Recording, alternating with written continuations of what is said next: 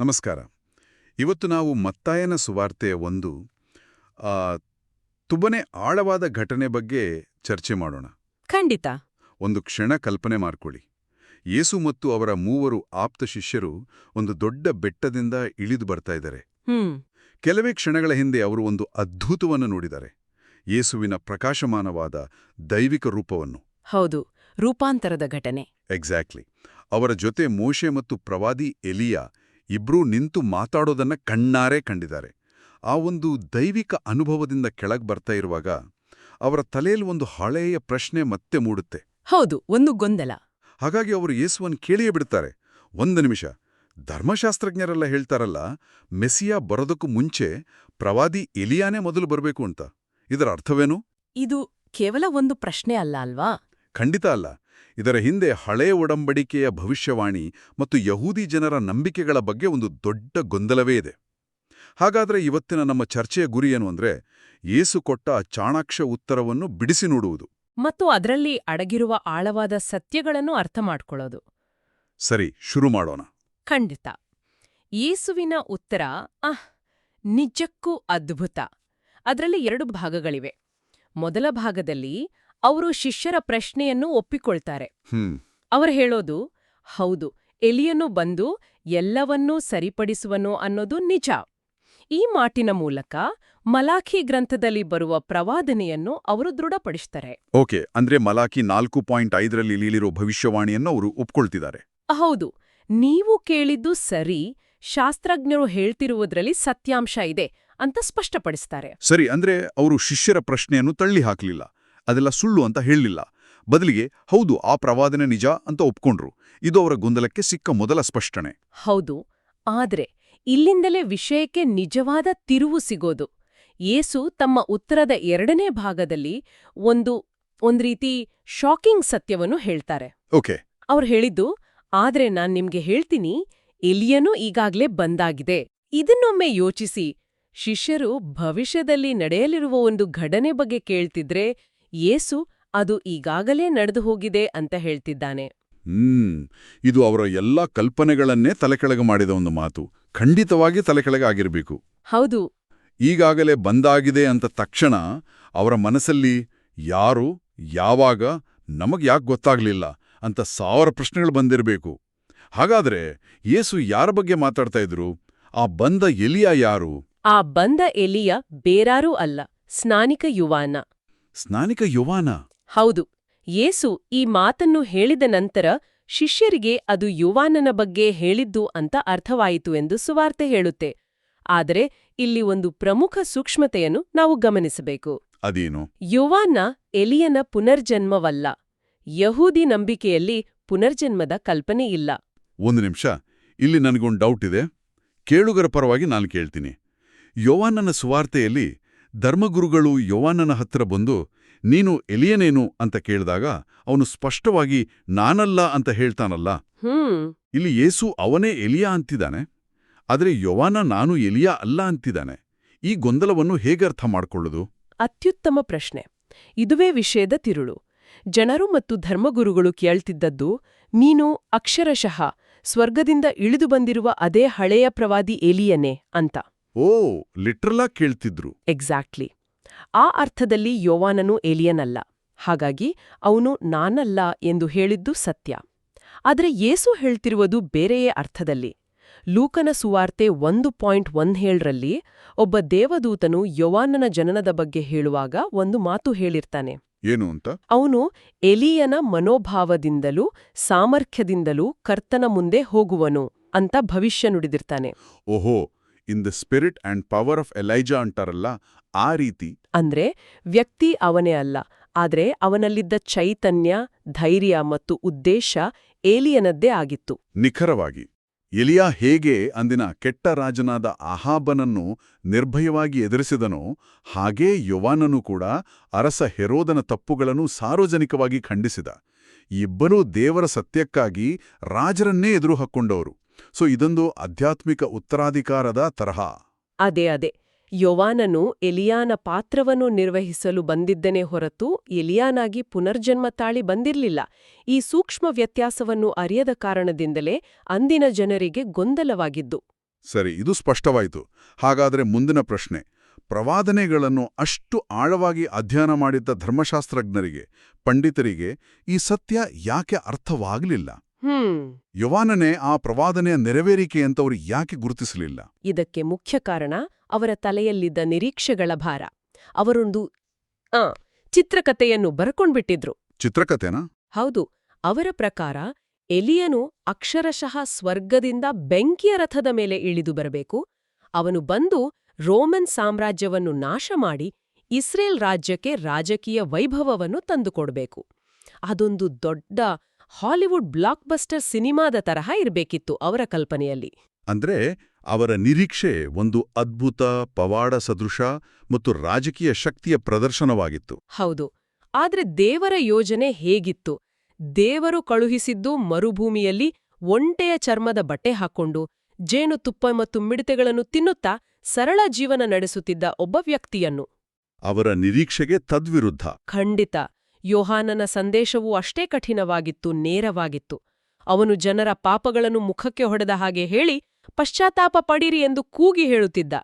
ಜನರ ನಿರೀಕ್ಷೆಯಲ್ಲಿದ್ದ ವೈಭವಕ್ಕೂ ಯೋಹಾನನ ವಾಸ್ತವಿಕತೆಗೂ ಅಜಗಜಾಂತರ ವ್ಯತ್ಯಾಸವಿತ್ತು. ಇದು ಇವತ್ತಿನ ದಿನಗಳಿಗೂ ಎಷ್ಟು ಸತ್ಯ ಅಲ್ವಾ? ಹೌದು. ನಾವು ಒಂದು ಸಮಸ್ಯೆಗೆ ಪರಿಹಾರ ಹೀಗೆಯೇ ಬರಬೇಕು, ಒಬ್ಬ ನಾಯಕ ಹೀಗೆಯೇ ಇರಬೇಕು ಅಂತ ಒಂದು ಚೌಕಟ್ಟನ್ನು ಹಾಕ್ಕೊಂಡ್ಬಿಟ್ಟಿರ್ತೇವೆ. ಆ ಚೌಕಟ್ಟಿನ ಹೊರಗೆ ಬರುವ ಯಾವುದನ್ನು ನಾವು ಒಪ್ಪಿಕೊಳ್ಳಲು ಸಿದ್ಧರಿರುವುದಿಲ್ಲ. ಖಂಡಿತ. ಅವರ ಪೂರ್ವಗ್ರಹ ಮತ್ತು ಮೊಂಡುತನದ ಕನ್ನಡಕವೇ ಅವರ ಕಣ್ಣುಗಳನ್ನು ಮರೆಮಾಡಿತ್ತು. ತಮ್ಮ ಕಲ್ಪನೆಗೆ ಹೊಂದಲಿಲ್ಲ ಎಂಬ ಒಂದೇ ಕಾರಣಕ್ಕೆ ಅವರು ತಮ್ಮ ಕಣ್ಣು ಮುಂದೆಯೇ ನಡೆಯುತ್ತಿದ್ದ ದೇವರ ಯೋಜನೆಯನ್ನು ಗುರುತಿಸಲಿಲ್ಲ. ಇಲ್ಲಿಂದಲೇ ನಮ್ಮ ಮೊದಲ ಪಾಠ ಶುರುವಾಗುತ್ತೆ. ದೇವರ ಯೋಜನೆಯನ್ನು ನಮ್ಮದೇ ಆದ ಚೌಕಟ್ಟಿನಲ್ಲಿ ಅಳೆಯಲು ಹೋದರೆ ನಾವು ಸೋಲ್ತೇವೆ. ಅವರು ಯೋವಾನನ ಸಂದೇಶದ ಸತ್ಯವನ್ನು ಕೇಳುವ ಬದಲು ಅವನ ಜೀವನ ಶೈಲಿಯನ್ನು ಟೀಕಿಸುವುದರಲ್ಲಿಯೇ ಮುಳುಗಿಹೋದ್ರು.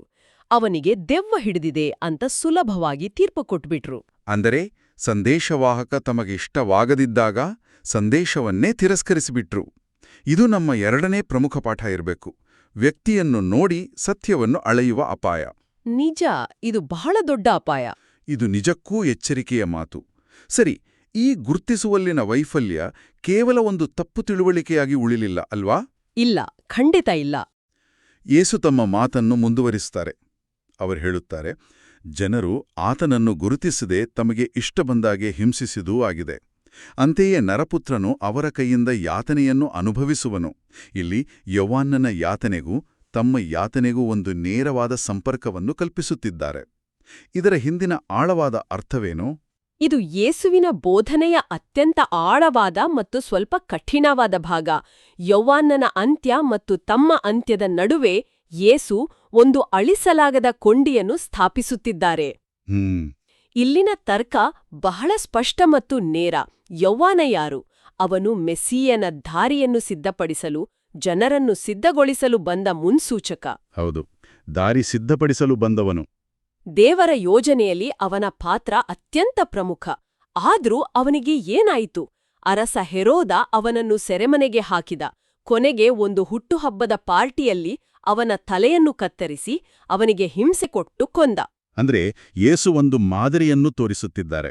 ನನಗಿಂತ ಮೊದಲು ಬಂದವನ ಗತಿಯನ್ನೇ ನೋಡಿ ಎಂಬಂತೆ. ನಿಖರವಾಗಿ ಯೇಸು ತಮ್ಮ ಶಿಷ್ಯರಿಗೆ ಹೇಳ್ತಿರುವುದೇನೆಂದ್ರೆ, ದಾರಿಯನ್ನು ಸಿದ್ಧಪಡಿಸಲು ಕಳುಹಿಸಲ್ಪಟ್ಟವನಿಗೇ ಇಂತಹ ಕ್ರೂರ ಗತಿ ಬಂದಿರುವಾಗ, ಇನ್ನು ಆ ದಾರಿಯಲ್ಲಿ ನಡೆಯಲಿರುವ ಸ್ವತಃ ನರಪುತ್ರನಾದ ನನಗೆ ಏನಾಗಬಹುದು ಎಂದು ನೀವೇ ಊಹಿಸಿ.